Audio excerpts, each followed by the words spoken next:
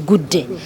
omukisa gwe twafunye ogwenjawulo okuba nti Katonda tusaasidde ffenna nga bannayuganda nti batuggudde naddala ffe aba entertainment mutulabe bwe tubadde n'ebisoomooza ebingi ennyo ne batuggulawo ssanyu lingi kwetegeka ffe kituyambye nga Afrigo band tubaddewo emyaka egisukka 46 kakati tulina abantu abakulu Katonda bawadde obulamu nga bakyaliwo betukakasa nti tubasaba babeere wano n'oluvannyuma lwakyo abavubuka abato mu bavubuka abato tulina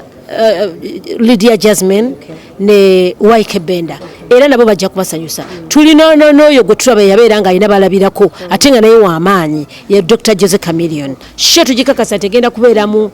ebisanyusa nkumu nsaba abantu bwenna abali eyo temukoowa buli muntu agambe munne nti wakiri gwe genda nze nsigale oba si ekyo mwenna mujje tubeesonga. Lwaki olowooza Wykee Benda oba Lydia Jazmine okujja mu show? Wykee Benda ye mwana omulenzi omuto akubye music we mu ngeri ye naye ng'ate alimu obwegendereza bungi ye yennyini omanyi bandi eyaffe ekisookera ddala mpisa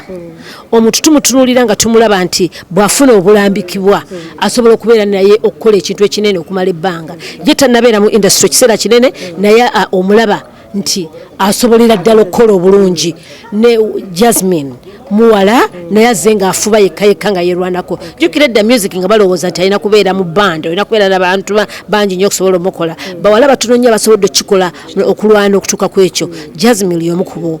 Katonda basaasidde n'abeera ng'asobola okukola era tulowooza nti kituwa ekifaananyi kirungi okuba tugenda kukola naye.